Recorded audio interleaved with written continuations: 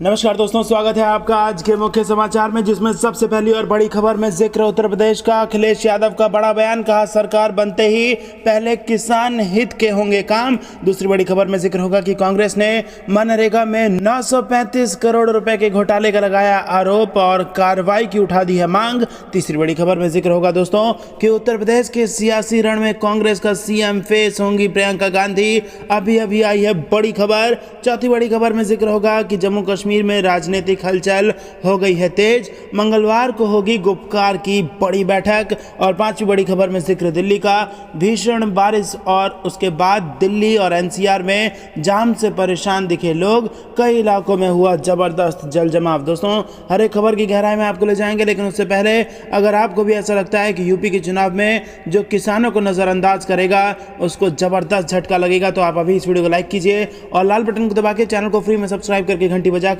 Comment में हमें बताइए कि यूपी में किसकी बनेगी सरकार। दोस्तों, रुक करते हैं सबसे पहली बड़ी खबर की तरफ। सैफई से लखनऊ लौटते समय एक्सप्रेस वे पर रुके अखिलेश यादव, कहा सरकार बनते ही सबसे पहला काम किसान हित का होगा। दोस्तों, आपको बता दें कि इत्र नगरी की 3 महत्वाकांक्षी योजनाओं का निर्माण भाजपा शासन काल में ठप है। प्रदेश में विकास ठहर गया है। सपा सरकार बनते ही सबसे पहले किसान हित के काम कराए जाएंगे। ये बात समाजवादी पार्टी के राष्ट्रीय अध्यक्ष एवं पूर्व मुख्यमंत्री अखिलेश यादव ने कही है। वहीं रक्षाबंधन पर इटावा में अपनों के बीच रहे कार्यकर्ताओं और लोगों से मुलाकात कर कहा कि 2022 में समाजवादी पार्टी की सरकार बनाएंगे। रविवार को अखिलेश यादव सैफई से लखनऊ जाते समय आगरा लखनऊ एक्सप्रेसवे पर ठठिया मंडी कट पर रुके।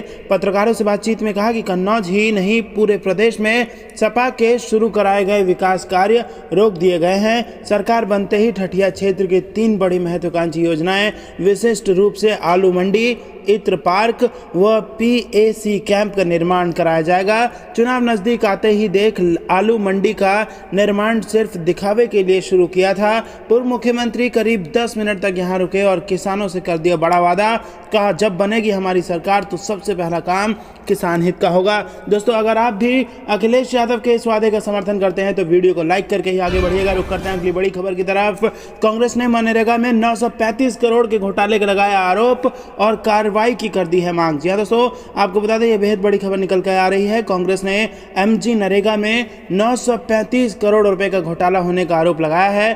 कहा है कि बीते 4 साल में हुए इस भ्रष्टाचार को रोक पाने में सरकार विफल रही है और इसके लिए जिम्मेदारी तय होनी चाहिए। कांग्रेस प्रवक्ता पवन खेड़ा ने मीडिया में आई रिपोर्ट का हवाला देते हुए कहा कि एमजी नरेगा में 935 करोड़ रुपए का घोटाला होने की बात सामने आई है। ये ग्रामीण विकास मंत्रालय की सार्वजनिक हुई सूचना से पता चला है। ये घोटाला ग्रामीण विकास मंत्रालय की सोशल ऑडिट यूनिट के ऑडिट में सामने आया है। इसलिए सरकार मामले की जांच कराए और उसके लिए जिम्मेदार लोगों के खिलाफ कार्रवाई करे। सरकार पर आरोप लगाते हुए पवन खेड़ा ने कहा कि यूपीए सरकार के वक्त से हर 6 महीने में एमजी नरेगा की सोशल ऑडिट का प्रावधान बनाया गया था, लेकिन मोदी सरकार की नीयत ठीक नहीं होने के चलते सालों साल तक सोशल ऑडिट नहीं कराई जा रही है। उन्होंने इस सरकार में घोटाले की रकम की रिकवरी करने की भी नीयत नहीं है, ये बड़ा आरोप लगा दिया है। 935 करोड़ के घोटाले में केवल 12.50 करोड़ रुपए ही सरकार रिकवर कर सकी है। इसके साथ ही कांग्रेस प्रवक्ता पवन खेड़ा ने सीआईएसएफ, सीआरपीएफ, बीएसएफ, आईटीबीपी और असम राइफल समेत एसएसपी जैसे सशस्त्र सुरक्षा बलों में 4% दिव्यांग कोटे की भर्तियां खत्म किए जाने को लेकर भी केंद्र सरकार की कड़ी आलोचना की है। उन्होंने कहा है कि इसी तरह सरकार ने पुलिस में महिलाओं के लिए निर्धारित कोटे की भर्तियां बंद कर रखी हैं, जिसके चलते 20,91,000 पद खाली हैं। उन्होंने कहा कि एक तरफ मोदी सरकार महिला सशक्तिकरण की बात करती है तो दूसरी ओर महिलाओं का हक छीन रही है मोदी सरकार। तो दोस्तों, क्या आपको भी ऐसा लगता है कि महिलाओं का हक छीन रही है मोदी सरकार? हाँ या ना में हमें कमेंट बॉक्स में अपनी राय जरूर बताइए। रुक करते हैं अगली बड़ी खबर की तरफ, जो कि यूपी चुनाव से जुड़ी आ रही है। दोस्तों, उत्तर प्रदेश में सियासी रण में कांग्रेस का सीएम फेस होगा कौन? प्रियंका गांधी लेंगी इस पर आखिरी फैसला। जी हाँ दोस्तों, बेहद बड़ी खबर निकल के आ रही है। पूर्व केंद्रीय मंत्री एवं कांग्रेस के वरिष्ठ नेता सलमान खुर्शीद ने कहा है कि 2022 में उत्तर प्रदेश विधानसभा चुनाव में मुख्यमंत्री पद के लिए पार्टी का चेहरा कौन होगा, इस बारे में पार्टी की राष्ट्रीय महासचिव प्रियंका गांधी फैसला करेंगी। चुनाव घोषणा पत्र के सिलसिले में शनिवार को मेरठ पहुंचे खुर्शीद ने कहा कि उत्तर प्रदेश में कांग्रेस पूरी ताकत के साथ चुनाव लड़ेगी और उसे जीतेगी। उन्होंने कहा कि पार्टी प्रियंका गांधी के नेतृत्व में मौजूदा सरकार की नीतियों के खिलाफ आवाज उठाएगी। सलमान खुर्शीद ने मीडिया से बातचीत के दौरान कांग्रेस के अगले राष्ट्रीय अध्यक्ष के संबंध में पूछे गए सवाल के जवाब में किसी का नाम लिए बगैर कहा कि सब जानते हैं कि पार्टी किसके नेतृत्व में आगे बढ़ रही है। उन्होंने राज्य में होने वाले चुनाव में मुख्यमंत्री पद के लिए पार्टी के चेहरे के चयन के बारे में कहा कि यह फैसला प्रियंका गांधी करेंगी।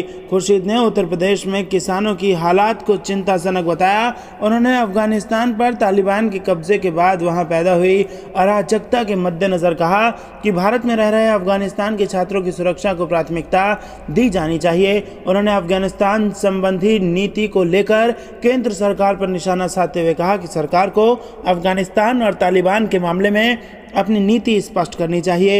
इस मौके पर मौजूद पार्टी की राष्ट्रीय प्रवक्ता सुप्रिया श्रीनेत ने कहा कि कोरोना वायरस की दूसरी लहर के दौरान ऑक्सीजन की कमी से लाखों लोगों की जान चली गई है। प्रदेश में महिलाओं का कोई सम्मान नहीं है। किसान और युवक परेशान हैं। अब तक 10% लोगों का भी टीकाकरण नहीं हुआ है। उत्तर प्रदेश कुपोषण और महिलाओं के खिलाफ अपराधों के मामलों में शीर्ष पर है। महंगाई चरम पर है और किसानों पर अत्याचार हो रहा है। बेरोजगार बढ़ गई है और अब सरकार की विदाई होने वाली है। आपको बता दें कि पार्टी का घोषणा पत्र तैयार करने के लिए कांग्रेस के नेता इस समय राज्य के विभिन्न हिस्सों का दौरा कर रहे हैं और इसी सिलसिले में खुर्शीद, श्रीनेत और पूर्व विधायक विवेक बंसल समेत अमिताभ दुबे और कांग्रेस कमेटी के सचिव रोहित चौधरी समेत कांग्रेस चुनाव घोषणा पत्र समिति का दल शनिवार को मेरठ पहुंचा। दोस्तों, रुक करते हैं अगली बड़ी खबर की तरफ। जम्मू कश्मीर में राजनीतिक हलचल तेज। मंगलवार को होगी गुपकार की बड़ी बैठक। जी हां दोस्तों, जम्मू और कश्मीर में एक बार फिर people's alliance for Gupkar declaration की अहम बैठक होने वाली है। मंगलवार को होने वाली इस अहम बैठक में जम्मू और कश्मीर की मौजूदा स्थिति पर चर्चा की जाएगी और घाटी की मौजूदा स्थिति पर रणनीति तैयार की जाएगी। गुपकार दरअसल 6 मुख्य धारा के राजनीतिक दलों का गठबंधन है जो जम्मू और कश्मीर के लिए विशेष राज्य के दर्जे की बहाली की मांग करता है और केंद्र सरकार ने अगस्त 2019 में संविधान के अनुच्छेद 370 और 35A को रद्द कर दिया था। People alliance for Gupkar declaration के एक नेता ने कहा कि बैठक के लिए पार्टी के नेताओं का चयन करना गठबंधन दलों पर छोड़ दिया गया है।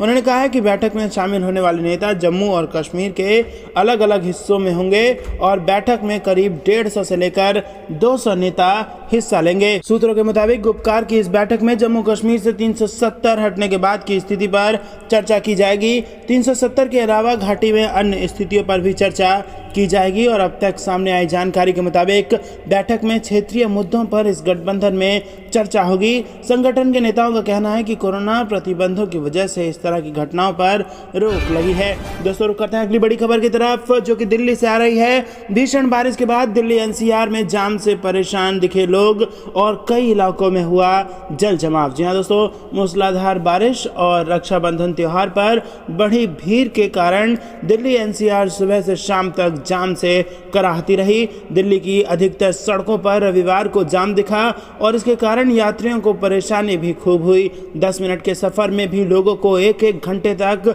मशक्कत करनी पड़ी। दिल्ली के अधिकतर इलाके शनिवार की भीषण बारिश के कारण जल जमाव की समस्या से जूझ रहे हैं और जिसे जाम ने और ज्यादा बढ़ा दिया है। रक्षाबंधन के कारण लोग घरों से बाहर निकले थे जिसके कारण लोगों एवं वाहनों की संख्या आम दिनों की अपेक्षा ज्यादा रही। गाड़ियों की रफ्तार बारिश ने रोक दी। इससे लोग त्योहार के दिन जाम के दर्द से परेशान रहे। बता दें कि जाम की समस्या न सिर्फ दिल्ली में दिखी बल्कि NCR में भी लोगों को जाम से जूझना पड़ा। फरीदाबाद में लोग बसों की छतों पर बैठकर घर जाते नजर आए। वहीं एक तस्वीर यह भी सामने आई कि जब लोगों को घर जाने के लिए कोई वाहन नहीं मिला तो लोग ट्रैक्टर पर ही निकल लिए। छिटपुट बारिश से जाम की समस्या और ज्यादा गंभीर हो गई। रविवार की दोपहर को यूपी के शहर गाजियाबाद में मोहन नगर में भीषण जाम देखने को मिला।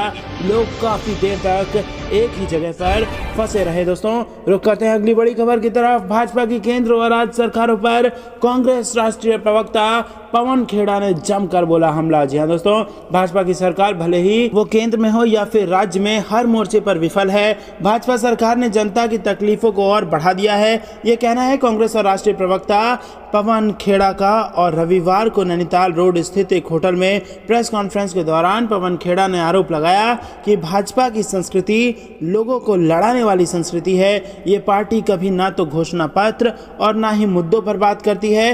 उन्होंने कहा कि उत्तराखंड राज्य में मुख्यमंत्री बदलकर पार्टी ने अपनी नाकामी साबित कर दी है। तो दोस्तों, क्या आप भी कांग्रेस पार्टी की इस बात का समर्थन करते हैं? हाँ या ना में अपनी राय बताइए और वीडियो को लाइक करके ही खबर में अंत तक बने रहने के लिए आपसे। तो दोस्तों, ये थी दिन भर कुछ बेहद जरूरी और बड़ी खबरें। अंत तक बने रहने के लिए बहुत बहुत धन्यवाद। देख रहे थे आपका अपना चैनल द कंपेनी न्यूज़। जाने से पहले वीडियो को लाइक और कमेंट में जय हिंद जरूर लिखिएगा। जय हिंद, जय भारत।